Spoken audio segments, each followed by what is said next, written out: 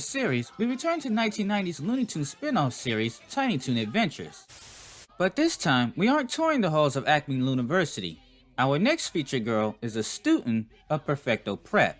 She made her debut in the Acme Bowl, where the Acme University football team was getting obliterated by every other university football team. They were so bad, they didn't have a single win to their record. In order to get a date with Babs, the head cheerleader, Buster joined the team to help their chances. But even then, Acme Lou had lost so much they were celebrating being horrible. Are we gonna get careened?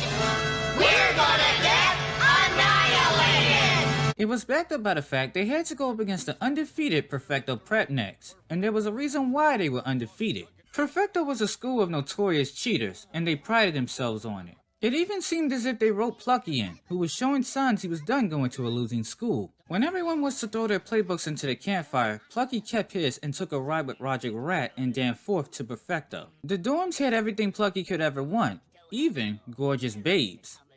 Mind if I join you? Joining the hot tub was a minor female duck with a snooty personality by the name of Margot Mallor. She was temporarily voiced by Kath Soki.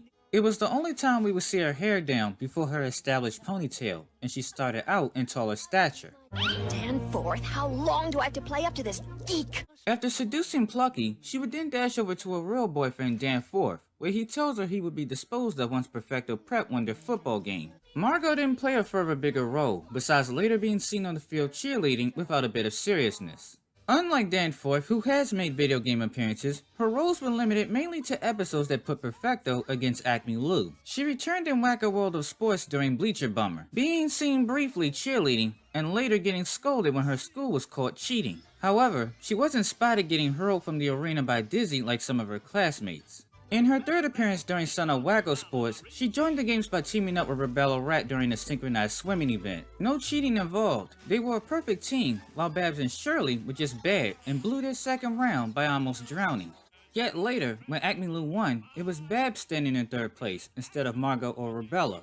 Her last appearance wasn't out of odor, but she was briefly seen playing in a girls' basketball game with Perfecto versus Acme. Her team is ultimately defeated with some help from Fifi and Elmira.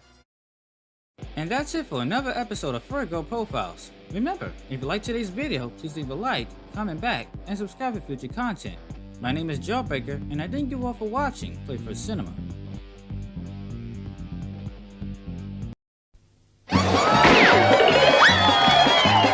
Hey, Mr. Hare, why are you haring around?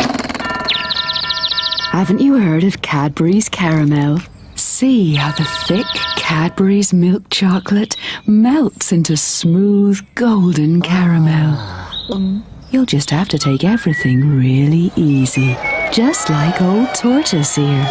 Take it easy with Cadbury's Caramel and new nuts about caramel. Such a welcoming fragrance. Almost too welcoming. Vanilla and Festive Spice by Airwick.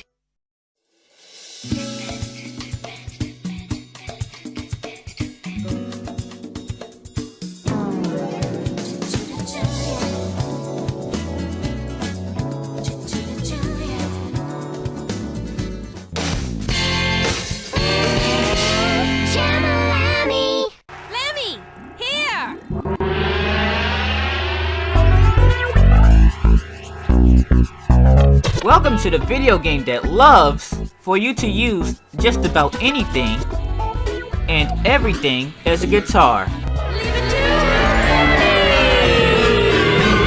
Today we rock out with Lammy, the main protagonist of her own game, Unjammer Lammy, a 1999 spin-off game of the Parappa the Rapper series.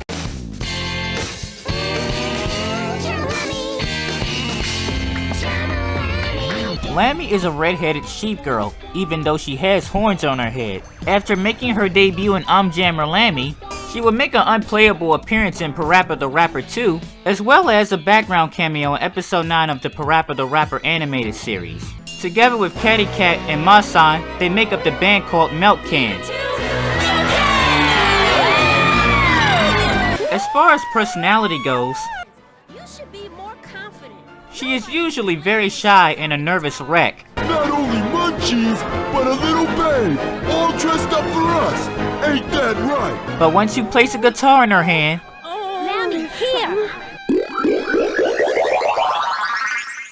She becomes a new person with a new burst of confidence that no one can challenge on a guitar.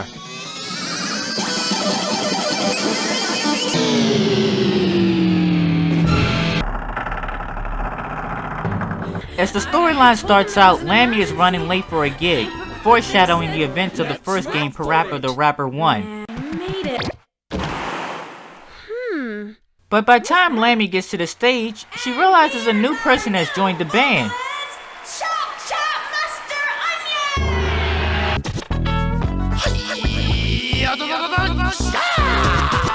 Kick, boom, you remember. Chop, chop, back again, yes, forever. You have many challenges coming at ya. Fast to the fire. Everybody wait! But things soon turn upside down when her guitar turns into a vacuum cleaner. You afraid of? Well, look at my guitar. Chop Chop Master Onion then soon gives advice that sets the pace for the rest of the game. Using his dojo as an example, he tells Lammy that even though something is not there, it will always be there in her mind. Lammy wakes up to realize she was only dreaming. Phew, it was a dream. The problem was, she overslept and only had 15 minutes to her real performance. As time now became an issue, it was inevitable that she would run into speed bump after speed bump. I forgot. Because the milk can live really the way I wanted it to be, so I kept practicing, and it turned out to be okay. But anyways, please leave your name and Whoops, can't leave him behind. As Lammy gets downtown, wouldn't you know it, a pizza place is on fire, and all the roads have to be blocked off. Lammy is soon given an ultimatum that if she wants to ever get through, she has to help put the fire out. Dojo, casino, it's all in the mind. Yeah, that's right. My guitar's in my mind. With Chop Chop Master Onion's inspirational words in her mind, she helps put the fire out. And for a job well done, she is rewarded with pizza. And plenty of it.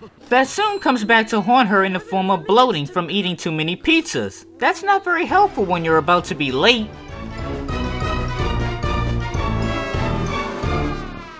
And unfortunately for Lammy, it lands her in probably one of the nastiest moments she has ever been in. Well, you don't need to worry anymore. I've been doing this for 50 years. Lammy's bloatedness gets her mistaken for being in labor. Sometime later, after all the mothers have had all their babies, the swelling eventually goes down in Lammy's belly. Hey, you didn't really have a baby, did you? Well, get up now and help us out. In order to get through all this diaper-changing madness, Lammy once again has to draw courage from Master Onion. Yeah, that's right. My guitar's in my mind. Leave it to me. Because you know, those brats have got to be useful for something. After escaping Children's Hospital, Lammy accidentally hitches a ride with a skateboard, where her plane just so happens to be riding by. And if you thought the craziness would stop there, well, good for you, because you're wrong. Because the pilot is a bit bipolar, which doesn't make a plane ride any pleasant. Where in the world were you, soldier? Haven't you ever heard the term punctual? And to make matters worse, the pilot forgot how to fly a plane.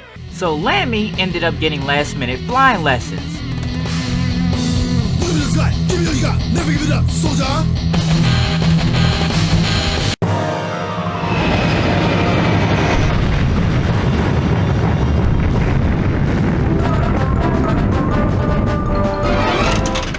As Lammy haul-assed to her destination, she realized something was missing. Guitar. Oh, I left it on the plane. So Lammy ends up booking it to a nearby guitar store. Come on, let's make a guitar! So at the last possible minute, Lammy ends up having to make a guitar from scratch, and gets her brand new guitar. In the censored version of the game, Lammy ends up getting snagged in the door, and finds herself getting launched into the sky, where she lands on an island. But in the true uncensored version, Lammy runs out of the store, slips on a banana peel,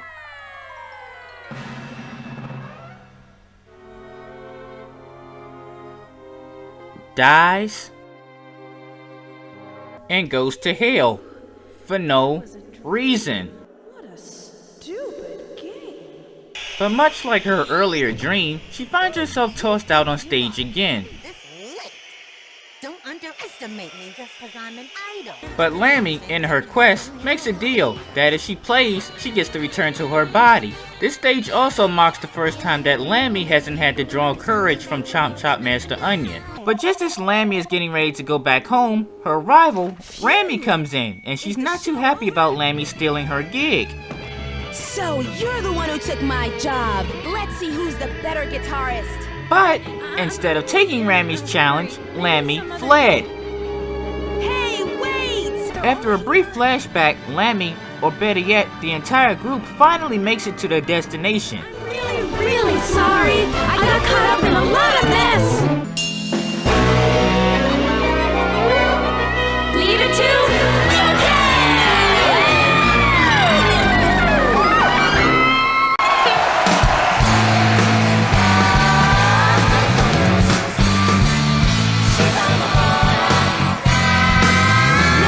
This has been Furry Girl Profile's Lammy. Thanks for tuning in, everyone. As always, if you enjoyed the video, please give the video a like and subscribe for future videos.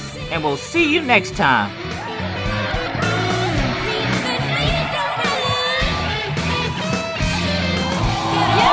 Who's my next challenger?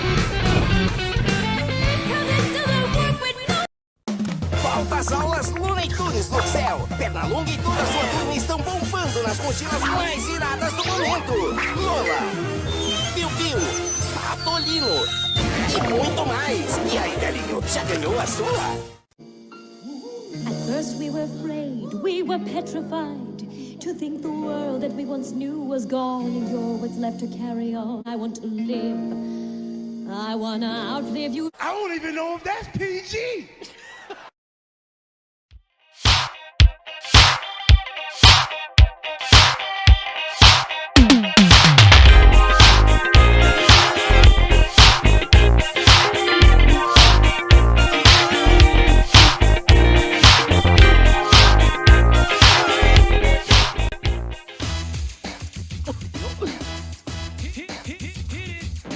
Our world tour of anthropomorphic female animation continues, as we take yet another trip back into the Disney Goof Troop universe, with Goofy and his son Max of Goof Troop. The series briefly ran between the years of 1992 and 1993. After its television run, it was followed up by two spin-off movies, the first being 1995's A Goofy Movie, and then 5 years later in 2000, a sequel titled An Extremely Goofy Movie. While only having 2 seasons with 78 episodes, the Goof Troop verse in general has managed to create a lot of female characters, all almost equally sharing minor roles. Out of those ladies, one of the most recognized of them is the love interest of Max, Roxanne. However, long before Max was given a love interest, his neighbor and best friend PJ took romantic interest in a much lesser known character known as Rose Deckin Bloom. She was voiced by voice actress Debbie Derryberry. Rose was a one-time major character for season 2 in episode Puppy Love. As the class read their poetry out loud, we eventually got our first taste of what Rose was like. The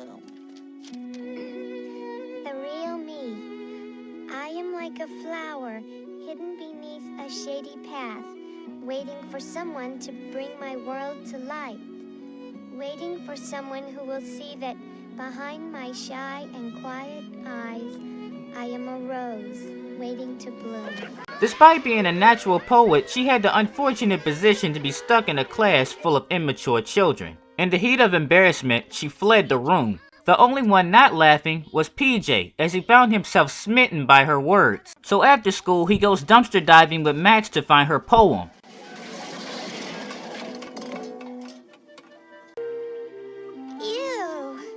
Ah, PJ, Rose thinks you're a dirty boy. That's not a good thing. Nevertheless, he does succeed in finding Rose's poem. And an exotic new smell, too. But later on at home, PJ's bizarre new behavior is attracting attention with the rest of the family. Do you think it's the mumps? No, it's probably just your cooking. That's strike one, Pete. Biting the hand that feeds you. After dinner, PJ's snoopy little sister Pistol discovers a phone cord. The phone cord leads all the way straight to PJ's room, where he is found on the roof. probably getting charged 25 cents a minute for dating advice. Pistol figures this out and tattletales. He doesn't want you to know he's in love. Ooh, the big L, huh? Pete now decides to insert himself into PJ's love life and proceeds to give him terrible advice that would not work on a girl like Rose, let alone any girl. No, son, from your guts like this. Swallow some air, see? I guarantee any girl will fall for it. Your mom did. I'm sure Peg will tell that story differently. Nevertheless, PJ follows his dad's advice and proceeds to make a situation worse. When all else fails, bring mischievous Max into it. Instead of telling PJ to talk to her directly, he decides to dress up as a baby and have PJ dress up as a fireman. Oh my, that sounds like a baby in danger. Aren't you a little short? Aren't you a little short? You ain't two kneecaps from Gary Coleman yourself. PJ needed to be reminded that the baby needed to be rescued. Trying to save Max, they end up wheeling down the road into ongoing traffic before they both hit a dead end at the lake. Peach! If things weren't going bad enough, matchmaker Pete wanted to know how things went with Rose. Max lies to Pete on behalf of PJ and tells him that PJ was successful in asking Rose to the Spring Fling, which was the upcoming dance. PJ, now done with the shenanigans, decides to take things into his own hands and decides he wants to give Rose a gift. Well, give to Max to give to her. He hides in a locker at school so he can feed his words to Max directly. Before PJ could finish what he was saying, Rose ran off with her gift, and Max went following after. She loved the gift and she said yes to the dance. What's bad about that? She wants to go with me. Between everything that was now going on, Max and PJ were now going at it. PJ's mom, Peg, overhears the commotion. Oh, when it comes to women, your father is full of yams. I kind of figured that out, Mom. I think we all figured that out. Peg inspires Max to come up with one more scheme. The plan was for PJ to bring his mom along as a date so him and Max could switch. While Pete is playing a limo chauffeur, Peg is dashing over to a neighbor's house so she can pretend she lives there and get picked up. Like, bye, little brother. See you later, for sure. That's your date? I know, right, Pete? What are they feeding the girls these days? Pete reminds PJ to give Mallory the gift, which was actually her earrings. In fact, they're totally like a pair I once had. And that'll be strike two. After picking up Rose and arriving to the dance, it should have been all smooth sailing from there if Pete actually left, but he didn't. I think I'll stick around and watch my little pupil at work. Once inside the school, they began to put their plan into orbit. Like the fast dance. Oh, I'm not too good at it. Oh, too bad. 'Cause I love... oh, like me. Once the mood was set, everything else was practically up to PJ. Everything is going well, for the most part, until Pete decides to insert himself into the situation. He not only ruins the plan, he embarrasses Rose at the same time. When are you ever gonna learn to butt out? Oh, clam up, Missy. You're worse than my wife. And that, ladies and gentlemen, is strike three. Muffin tin. Thanks for the earrings. PJ goes after her and finds her out in the parking lot next to the limo. He opens up to her the best way he can and reads her poem. That's my poem. Yeah, I kind of dug it out of the dumpster. That was you? Yeah, and the redneck, and the paramedic. I think I like the real you more. Max would help things along by playing a little music that they could dance to. In the end, PJ overcame his fear of talking to Rose, and he did it by being himself. And so ends another profile video. Thanks for tuning in to this episode of Furry Girl Profiles. If you liked today's video, please leave a like, subscribe, and also leave a comment. My name is Jawbreaker, and I thank you for watching Playfur Cinema.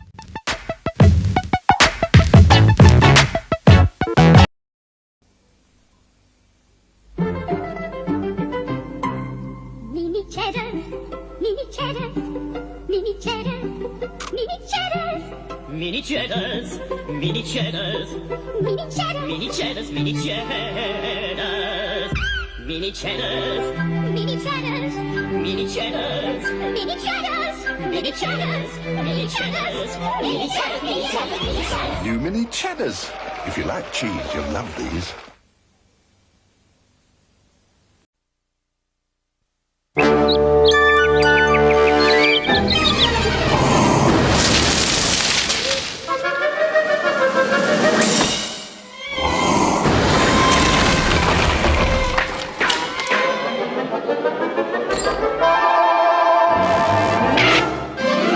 Introducing the 1999 Ford Windstar. It'll keep you safe from whatever blows your way.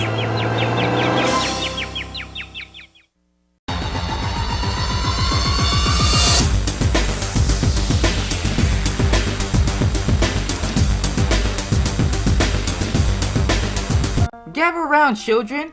It's story time with your Uncle Jawbreaker. Today, I'm going to review a timeless classic for you all, known as The Three Little Pigs. Just one in a very different style that you're used to.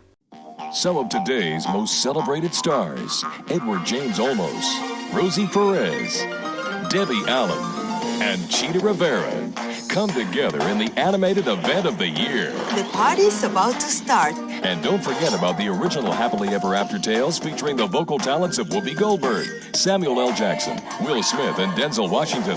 Happily Ever After. Fairy tales for every child. Happily Ever After was an HBO children's series that ran from 1995 to 2000, spawning 39 episodes. It took classic fairy tales and retold them in a more modernized look. One of the biggest things it had going for it was that each episode was voiced by a different group of big-name celebrities of the time period, and all 39 episodes was narrated by the late Robert Guillaume. Our featured episode is a more feminist retelling of The Three Little Pigs, which was episode 27 and the first episode of season 3.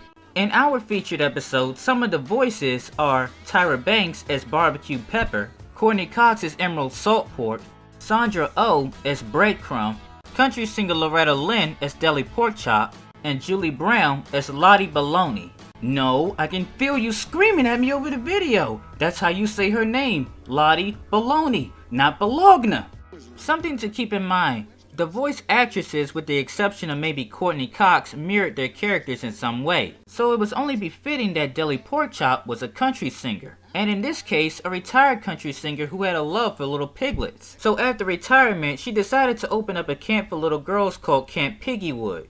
My one regret, though, however, is I never had any little piglets of my own. Now that I've retired from singing, I've decided to open up Camp Piggywood. The first pig to see Deli's commercial was Emerald Saltport, who came from a wealthy family. Emerald's problem was she didn't have any friends because she chased them all away. Whatever everybody else had, she had to have double the amount. And Camp Piggywood was just another popularity contest for her. I want to go to Camp Piggywood and make lots of friends and become the most popular piggy in camp. The second pig was the beautiful Barbecue Pepper, who grew to an enormous 400 plus pounds. If you paid close attention to her earlier on, you probably would get the sense that she didn't like herself very much. But because of her size, Lottie Baloney took interest in her. And that's how Barbecue became a model for pigs. So it is best to mention that the pig world is the opposite of the human world. In pig world, being big and dirty is more appealing than slim and clean, which is exactly what Barbecue Pepper became when she reached fame. She stopped overeating and started taking frequent baths. Lottie was pissed, so she sends Barbecue off to Camp Piggywood in hopes of saving her career. Pigs aren't naturally dirty, you know. You have to work at it. The last one was a pleasant and intelligent pig named Breadcrumb. She was a Vietnamese pot-bellied pig who walked the streets alone because she was an orphan, at least until the police discovered her, which is how Deli Pork Chop found out about her. Feeling sorry for Breadcrumb, she decided to offer her a full scholarship to her camp. So on opening day, with a low turnout, our 3 pigs finally arrived at Camp Piggywood.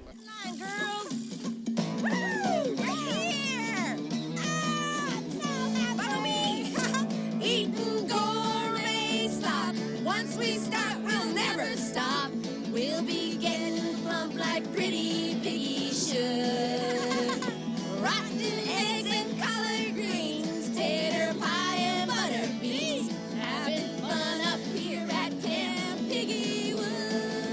first place they stop is the theater to learn all about the history of pigs. It's where we are soon introduced to our big bad wolf named Wolfgang. He was voiced by Sinbad. I'm the one they call Prince Wolfgang. You know, you heard about me. So let me in, please let me in. After being traumatized half to death, Deli ensures the girls that wolves are practically extinct. Information that later on becomes a bit misleading. Later on, after stuffing their faces and practically holding Barbecue hostage, who was apparently too hot for mud baths,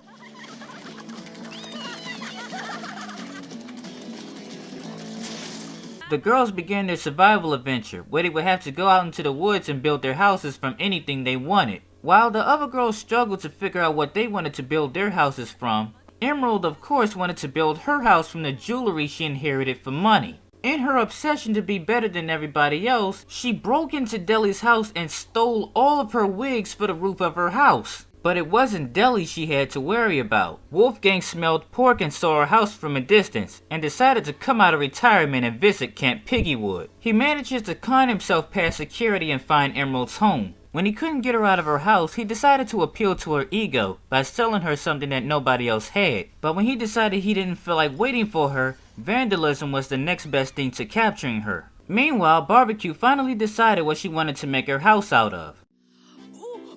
I think I'll build my house out of cookies, cakes, and candy.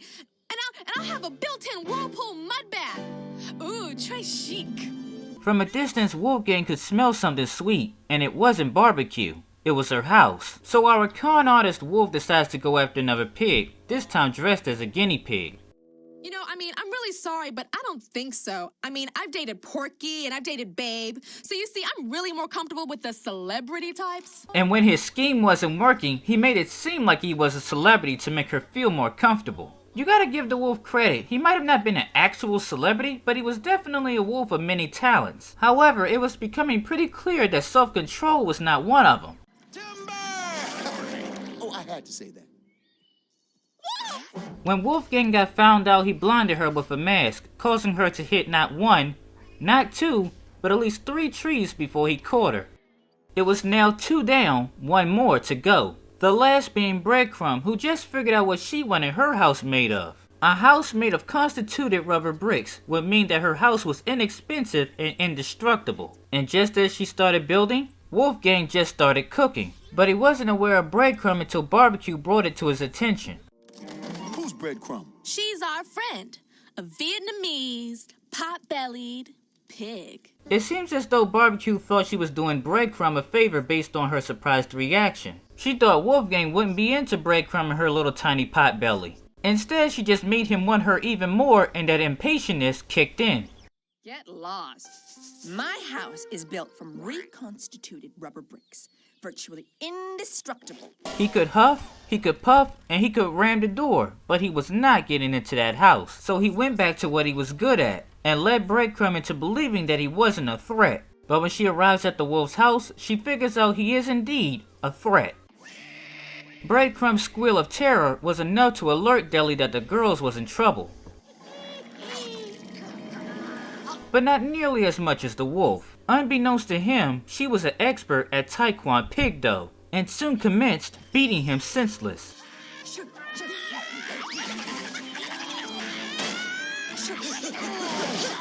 Deli soon arrived and was shocked to see that her girls was dealing with a wolf, but was amazed with how they dealt with him. In the end, Emerald apologized for stealing Deli's wigs. Barbecue learned it didn't matter what you weighed, but still stayed skinny anyway, and Breadcrumb kinda learned to not go off with strangers. And Wolfgang became Deli's secretary. And later down the road, the girls became backup singers for Deli, and eventually went on to form their own group, called the Honey Ham Girls. Suckling pig, smoked hog, and whole roasted piglet. Geez, those names were unnecessary. Thank you all for tuning in to another episode of Furry Girl Profiles. If you liked today's video, please leave a like, a comment, and subscribe for future videos. My name is Jailbreaker, and I thank you for watching Playfur Cinema.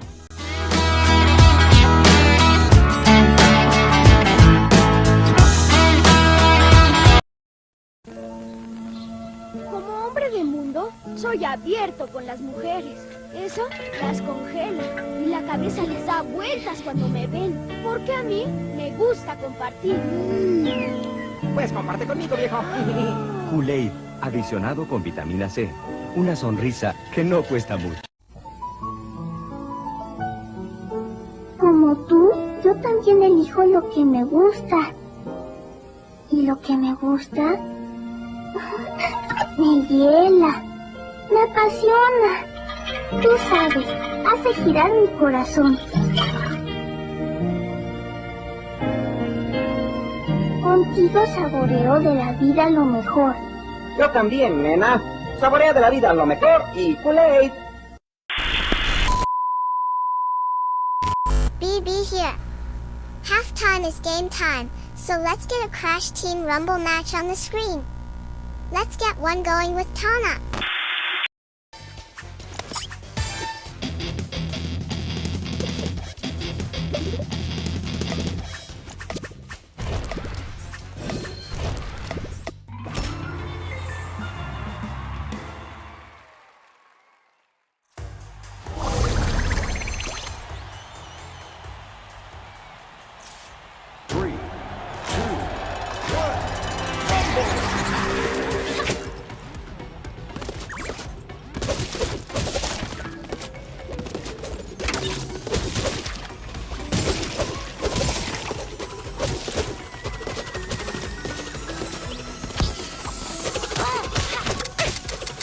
Your team boosted.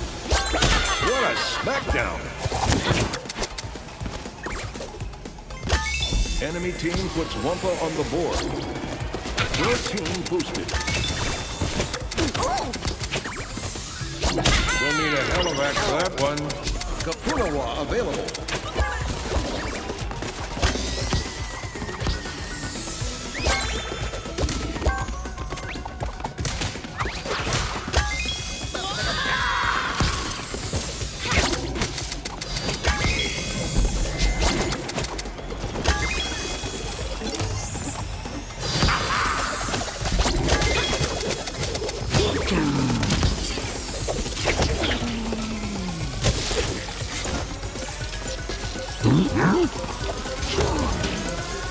Your team boost expired.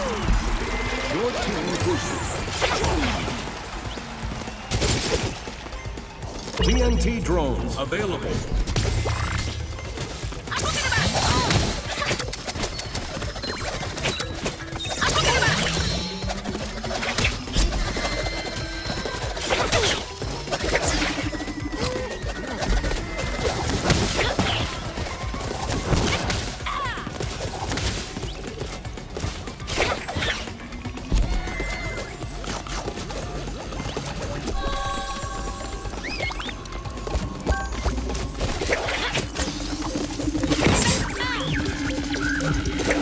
Your team boost expired.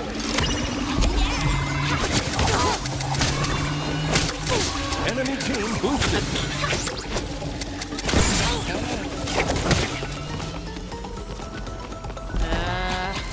Your team boosted.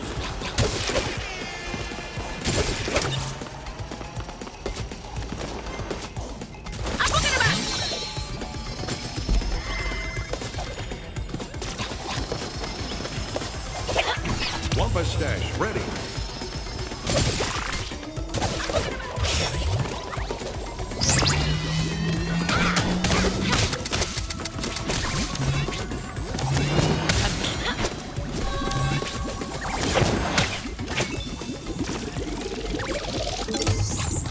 Enemy team boost expired.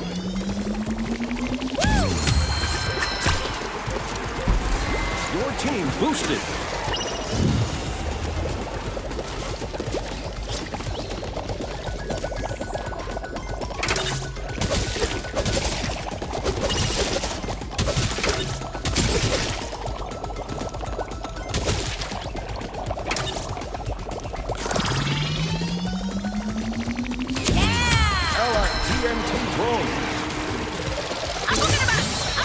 Wumpa stash ready. Your team scores for the lead. Teams are on each other's heels.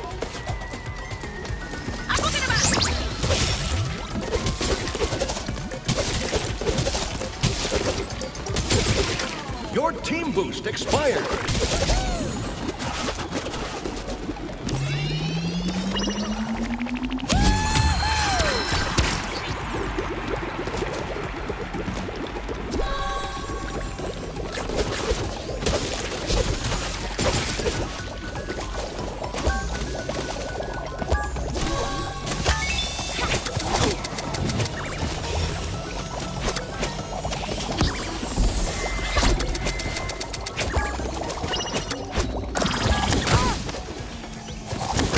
It's neck and neck.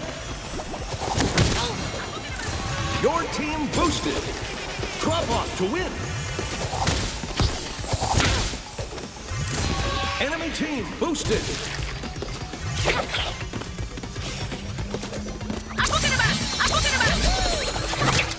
Kana one tough cookie. Wampa Stash ready. Victory!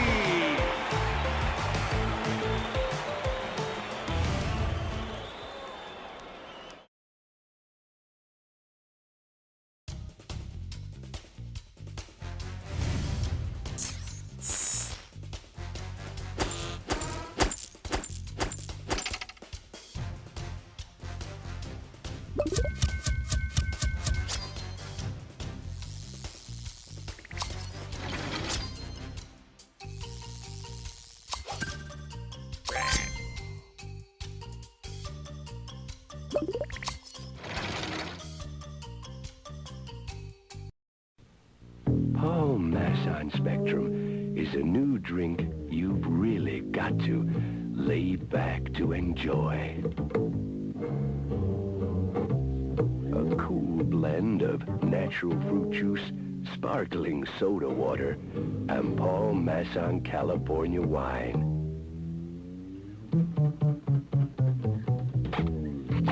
Paul Masson Spectrum, when you're busy doing nothing. I don't know what I've been told. A soldier rat's legs are many-fold. A soldier rat's legs are many-fold. 6 days sure is better than 5. 6 days sure is better than 5. Oh! Thank you, boys. At ease. Here. See how the thick Cadbury's milk chocolate melts with that dreamy caramel. I don't know. You just have to take it easy with Cadbury's caramel. Also known as Son Alley. I know in the Sonic comics. Hell no, to the no, no, no, hell to the no.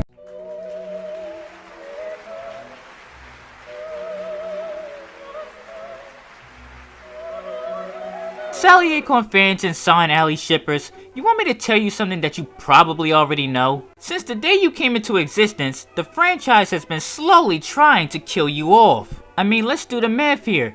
Between your pairing and the saga that it rooted from, no one has ever gotten the piss beaten out of it more than you. Your TV series, Sonic the Hedgehog, or otherwise known as Sonic Saturn, was cancelled after 2 seasons. Then a couple years down the road in 1999, you were made to believe that you would finally have the chance to get the long-awaited Season 3. But that was not meant to be. Instead, you were scrapped altogether for a poor excuse to earn music royalties from called Sonic Underground, which also went on to be cancelled. Alrighty then! You never got another TV show ever again, and every video game opportunity that you had, it was scrapped because someone up in the corporate office wanted to give you the finger. Oh, no, wait. You did have Sonic Spinball, where you made cameos, which was complete garbage. But luckily, someone was looking out for you enough to give you your own comic book, the Sonic the Hedgehog Archie series. And it wasn't perfect. No, it definitely was not perfect. But at least it gave you the opportunity to continue the storyline long after the TV series had been cancelled. But, like everything else you got, something else had to go wrong. These mythical little creatures that you would only think would exist in legend, called Son Amy Brats, love the pairing of Amy Rose and Sonic the Hedgehog. And they have built up a pretty nice reputation of taking it way too far. Nevertheless, they probably have to be the most spoiled pairing in the franchise. Mainly Amy Rose, because ever since her redesign, she has had the opportunity to appear in every single Sonic media, video games, TV shows, etc. But despite having all that, it was never enough. because the franchise has always denied them that one thing that you Son Alley supporters have. This pairing has never had a big moment that made it clear that these two are an official couple.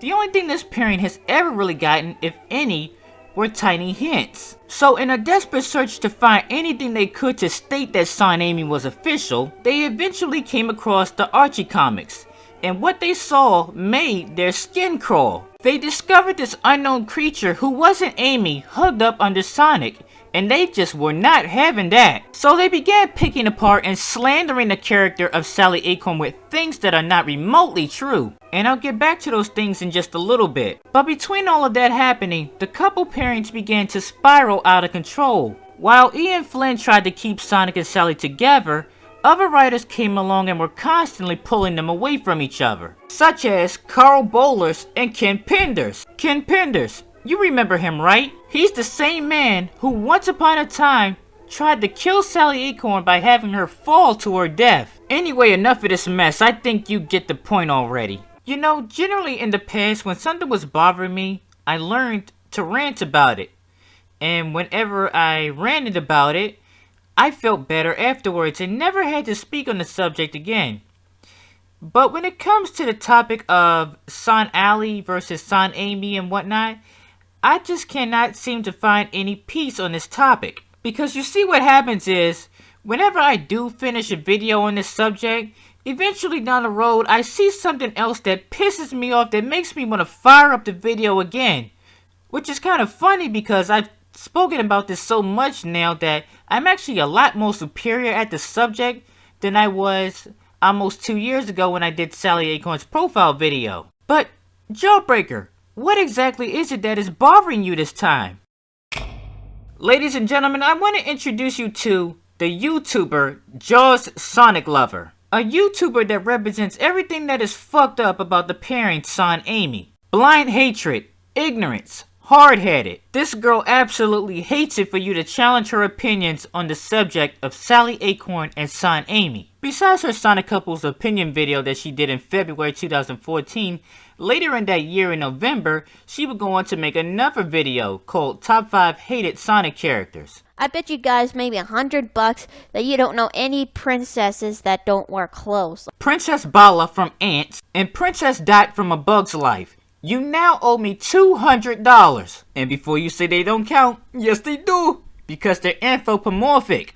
Just like Sally Acorn, who, may I remind you, is a chipmunk. Oh my gosh, darling, just look at that like to dislike ratio on the video. And apparently because the video was not going the way she wanted it to, she also disabled the comments. You see, the one thing that's agitating me about this user is that it's okay to have your opinion.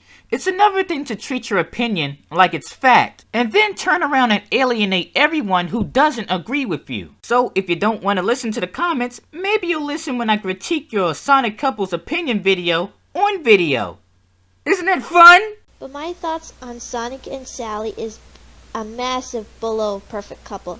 To be honest, Sally is my most hated character ever to be on the Sonic series. And almost from the get-go, you can already tell that this one's gonna be good, and you wouldn't believe the first major reason that she gives for why she doesn't like Sally Acorn. Sally slapped Sonic and said, "I should have known you'd be selfish." What I've read about the issue was Sally wanted Sonic to rule with her, but Sonic couldn't, with all the saving he is doing so far. Oh look, it's the infamous slap again.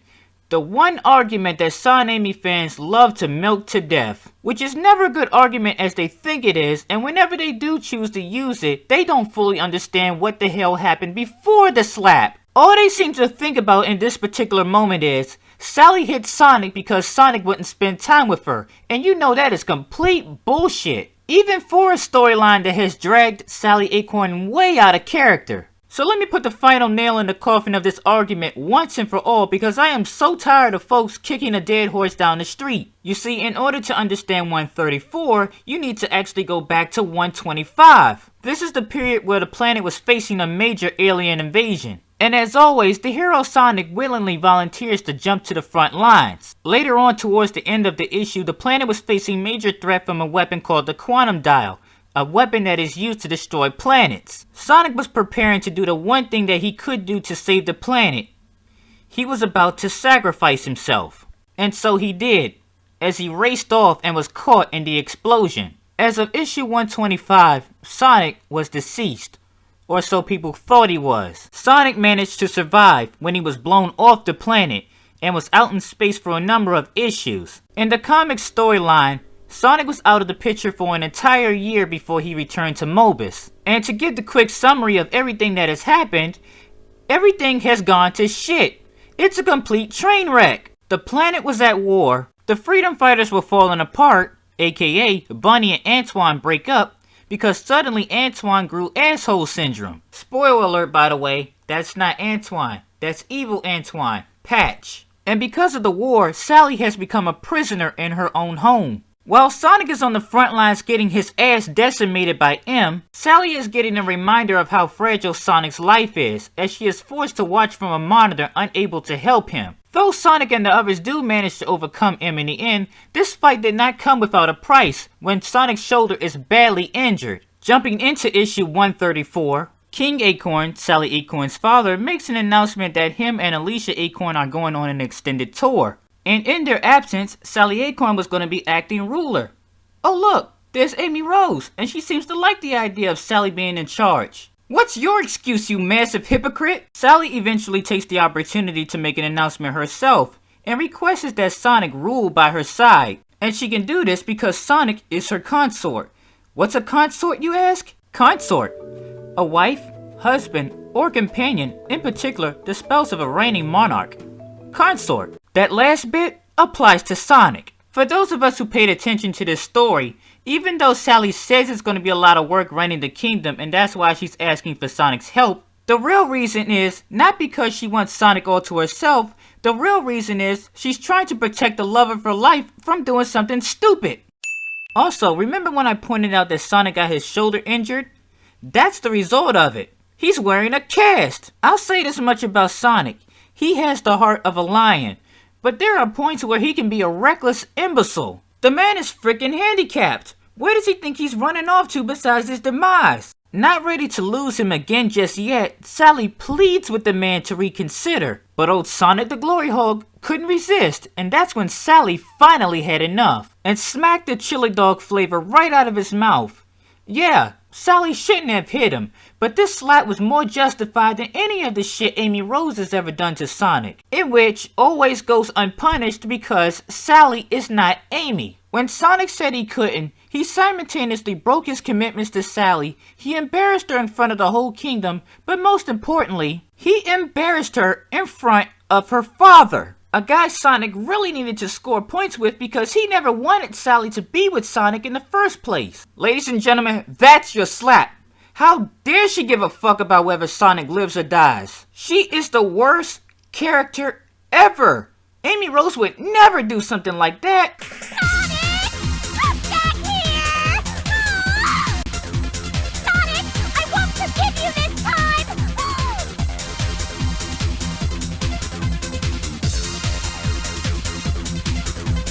In the issue, I can't really remember, Sally and Kim seem to have their moments under a moon, have a small little sweet talk, then BAM!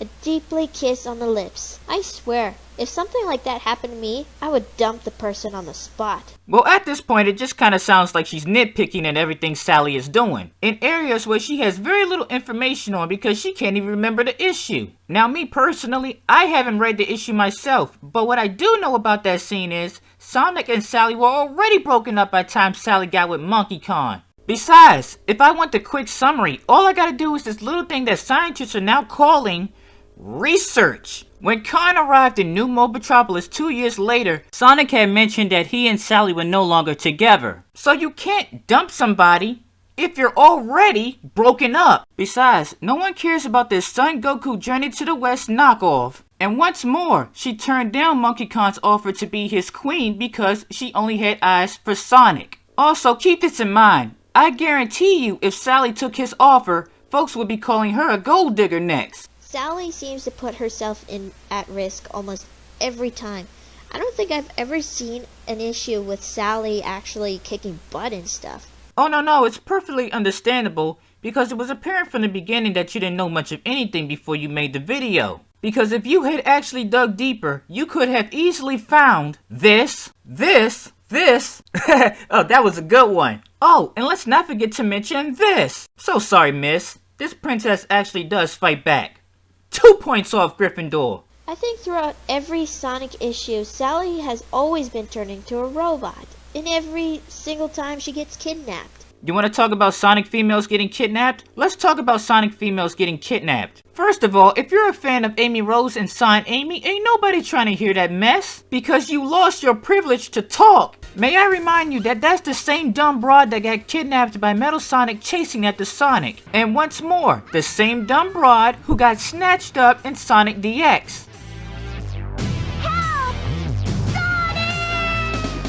And afterwards, what did she do to escape? What did she do? Nothing! Not planning on her escape, she was literally going to sit in that cage and wait until Sonic came to rescue her. Seriously, you are running out of things to amuse me with. Third reason, she's naked. Nope, that's it. I'm so fucking done. I can't take it no more. That's it. I quit. Fuck this shit. The main hero has literally gone his entire career with no clothes. Am I missing something here? And regardless of that fact, he has no visible genitals showing. And neither did Sally. Notice I said did. This video was made in 2014. I'm very sure Sally got her redesign in 2012. She had clothes by the time that video was created. I guess her new clothes ain't good enough if you still got a rag on her old design. Whoo! I gotta say, Joe Sonic Lover, you have made some really good points. To the point, I gotta tell you, it's time to stop. Son Amy. Sonic X Amy. I don't like where this is going. She is a strong, loyal, and kind girl. A hedgehog and a chipmunk don't seem to be a perfect match. I think it's clear that Sonic does have feelings for Amy.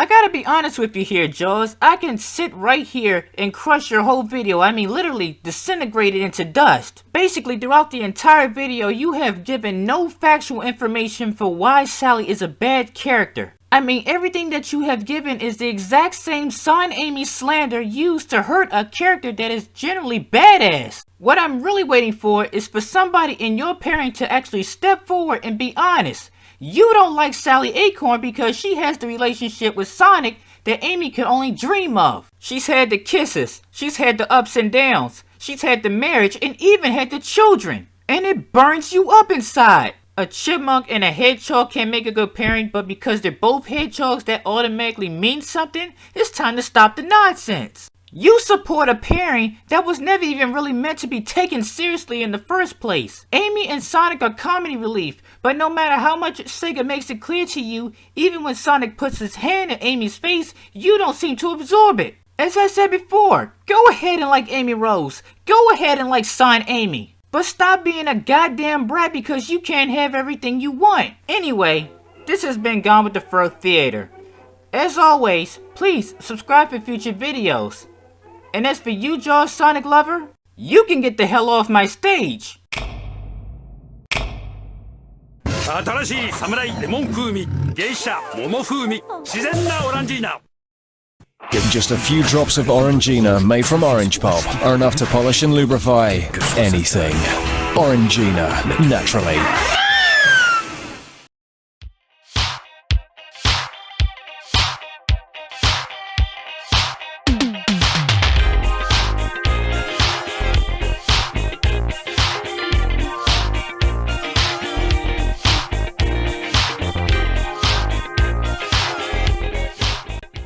It's Halloween, and for this edition of Furry Girl Profiles, we head back 16 years into the past, to a 1999 Cartoon Network classic.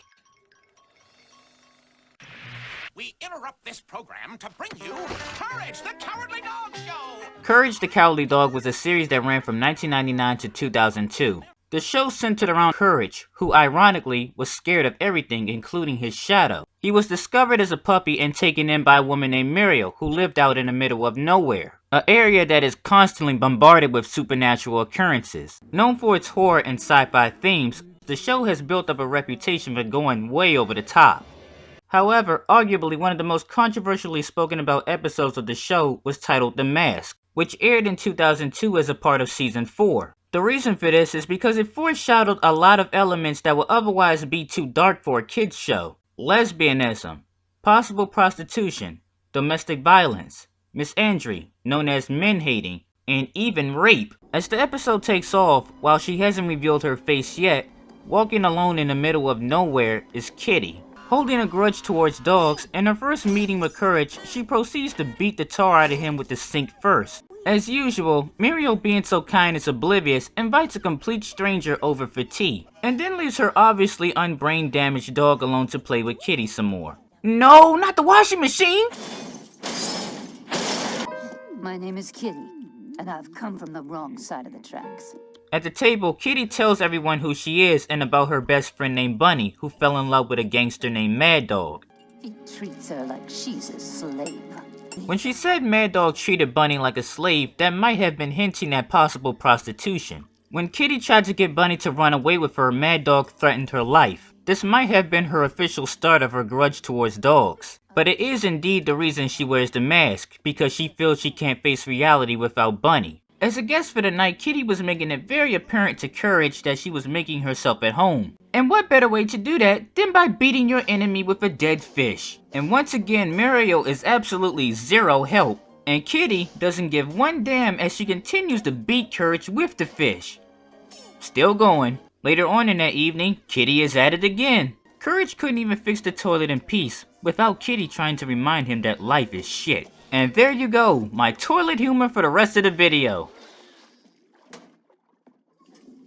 Later on that night, Courage the paranoid dog would spy on her in her room, where he sees her playing with her favorite mouse toy. Eventually, she takes off her mask and finally gives us our first glimpse of her real face.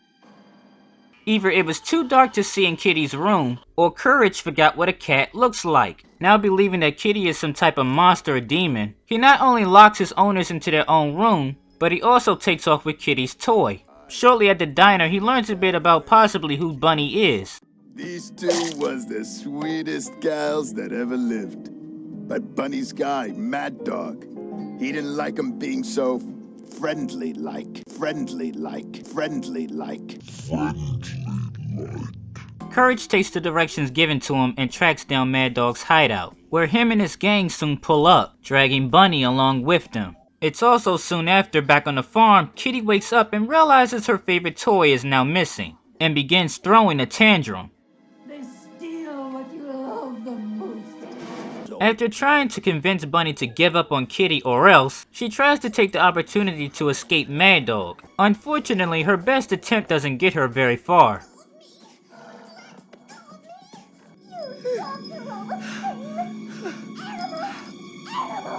Kitty, with troubles of her own, is also learning that she is locked in her room. But unlike Eustace and Muriel, she makes her escape through the window. After Mad Dog and his gang stepped out, Courage attempted to get Bunny's attention. While I think people read too much into possible symbolism, here we see Bunny buried up to her neck in a flower pot, which might symbolize her being the flower or her emotions of feeling dirty.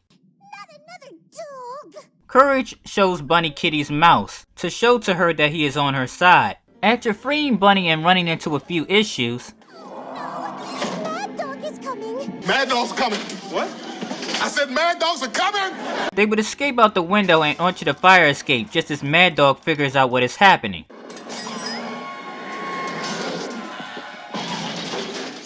Now on the run, Courage and Bunny hightail it towards the direction of the train. The only problem is, Mad Dog is right behind them, and he's in a car. Courage returns Kitty's toy to Bunny and tells her to run. In doing so, he tries to act as a distraction, but Mad Dog skips over him and goes directly after Bunny, attempting to run her over. In a desperate attempt, Courage jumps through the back windshield, throwing the car onto the train tracks, heading directly towards the train. At the very last second, Courage jumps out the window. Bunny was now a free girl again, thanks to Courage. The only thing left was for her to reunite with Kitty. I was wrong, Bunny. Not all dogs are bad. Now back together again and their trust in dogs restored, they set off for a better future. This has been Furry Girl Profiles, Bunny and Kitty. If you liked today's video, please leave a like and subscribe for future videos. My name is Jawbreaker and I thank you for watching Playfur Cinema.